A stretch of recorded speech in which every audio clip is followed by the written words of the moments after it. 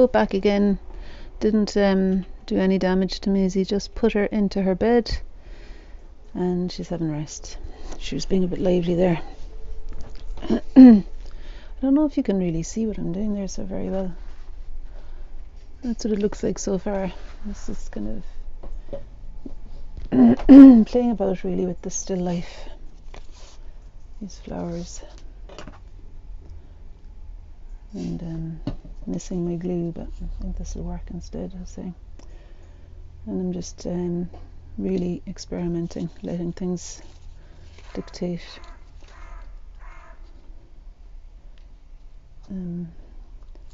Letting things like whatever piece of paper I happen to pick up, letting that dictate what happens next. And being open to surprise and delight. And just, I don't know, it's true actually. There is something very exciting about working with flowers like this. And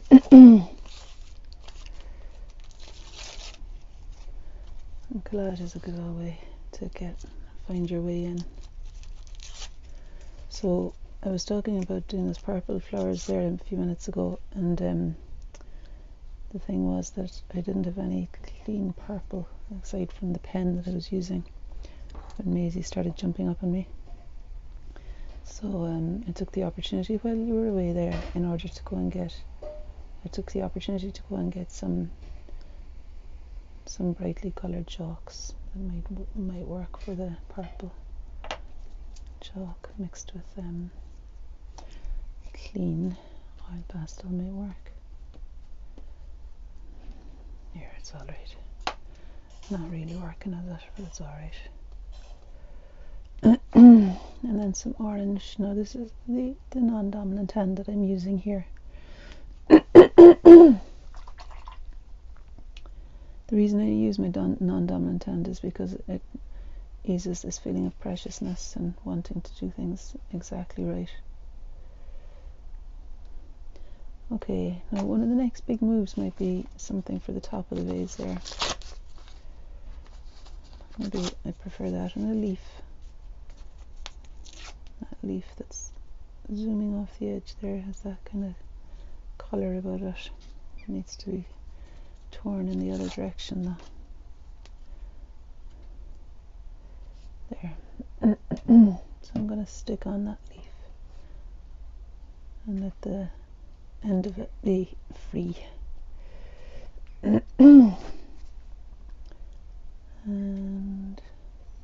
I think the other part of it will work somewhere else, like there.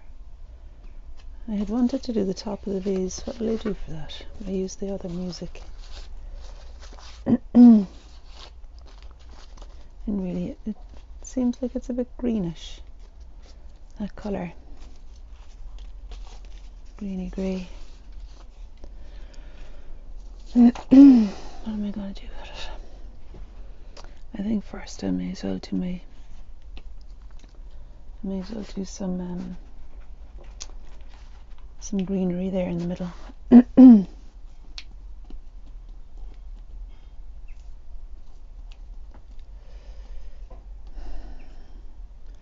What am I going to do that vase now? I guess I could just lob on another bit of something.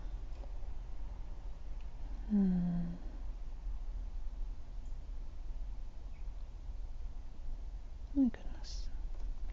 It feels kind of new to be a bit stuck there. I'm using my non-dominant hand to draw the edge of the vase. It seems like this colour is, it actually looks a bit more like the colours that are in the leaves, to be honest. That's green. But I'm quite liking that. And maybe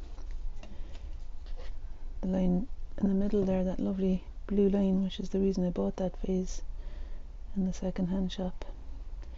That nice blue line could be explained with that same blue that I used for the purple flowers.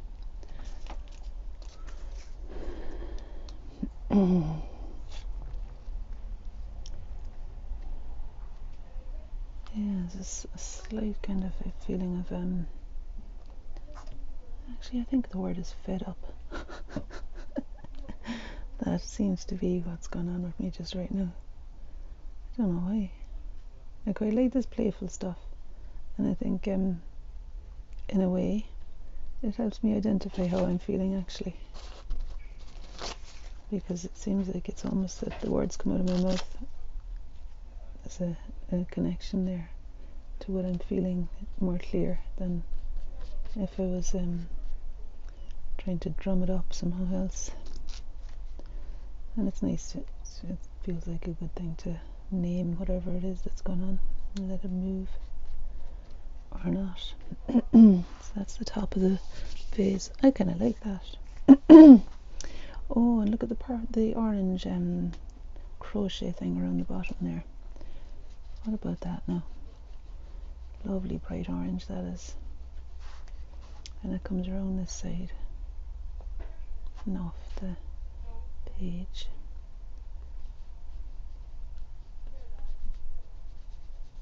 And there's a shadow cast. Oh, look, wouldn't that be interesting? Because to me that looks just like the edge of the vase and the... What do you think? Is that just being silly? I think I want to use that. That was a good find. An already defined edge. There we are.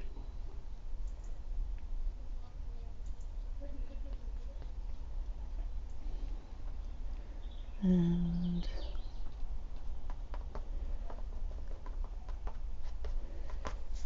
I wonder whether I might be almost done. I'm going to use a pen with my left hand to draw. You see, I'm right-handed, but I quite like using the left hand, like I said, in order to get a feeling of something new going on, something new coming in that hasn't been before, and this freedom to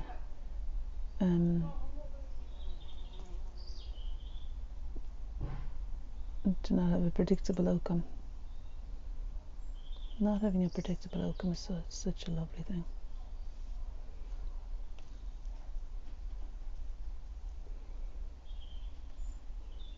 Not having a predictable outcome, well, being prepared to not have a predictable outcome, that's lovely. If you're wanting something particular to happen, that's not so lovely. I feel like that can be a bit of a setup.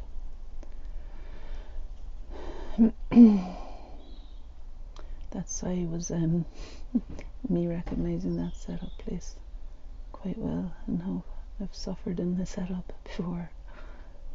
You know, these long lists of things on a Monday that you might get through. So instead, I'll tell you what I've started doing recently. You might think this is a bit airy-fairy, you know, but what I do is I write out a list of things, and I say I want the universe to sort this out. So I want the universe to write the newsletter for me. I want the universe to do all these various things, clean the car, you know, organize a service for the car, to resolve any issues that might be difficult. So I'm using this yellow felt tip pen to help me to describe. I'm not happy with what you're seeing there. I'm going to put you a bit closer so that you're just seeing the flowers there. And I recognize it's all a bit of a mess. That's what I'm looking at. And then this is, oh my goodness, I should really just leave things alone. Anyway, look, last move there. Right, that's good, you can see everything. So I was saying I was using the felt tip to join some of the dots there and to fill in the yellow centre of those white daisies. I decided to do those daisies, they're not even daisies, but those flowers there, I decided to do them with the biro, rather than to colour the background up to meet all of them, because there's quite a few white flowers. And then a green stem for there. And I suppose I could do with explaining the crocosmias a little bit more clearly. What about this yellow? It's lovely how the sun is catching it there. Yellow and orange. I know whenever I paint these I'm reminded of the hedgerows in Dingle, covered in fuchsia and Montbretia. This is what I call Montbretia. I love it.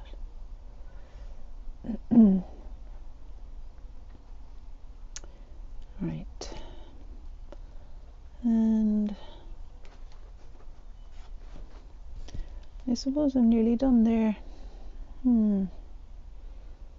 What do you think about putting something a bit darker in there? I'm not sure.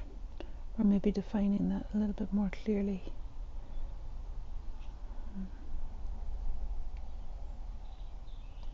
Something to describe the cross section of that jug. This is a gorgeous blue, cornflower blue. And the white oil pastel there, could maybe identify that white flower that's half in and half out of the green.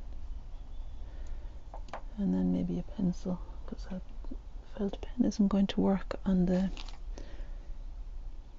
oil pastel, is it? So maybe a pencil instead this time to define the shape of that white flower there. So I'm not even really looking at it very clearly. I'm kind of sitting back here away from it, but it's actually suiting me to do that. I think maybe one step removed isn't a bad thing today, being a little bit detached from the outcome and just finding whatever seems like a good idea to use next.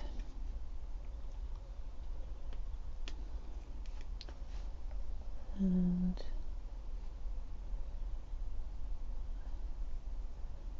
that's a bit of wild card there, isn't it? Although it is kind of like the stem of the Montbretia. Maybe there needs to be a bit of green in there. And then there's the calla lily shape that's there. That actually doesn't really work to read as a calla lily, that shape I just did, so I'm going to fill it in and bring the edge up to meet the white flower. And I think filling that in is a good idea because it gives me that colour to spread around in other places too.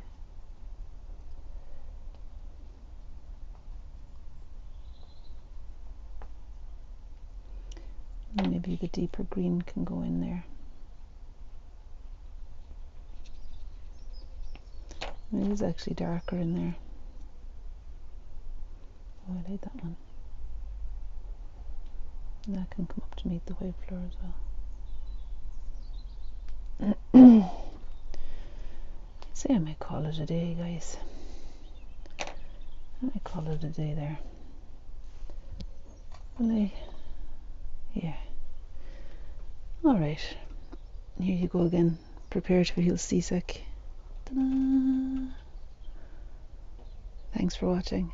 I'm off to the post office now. That's it there, look. I mean, it's okay. And those are the flowers I was working from. Right, enough of the seasick business. See you tomorrow. Bye.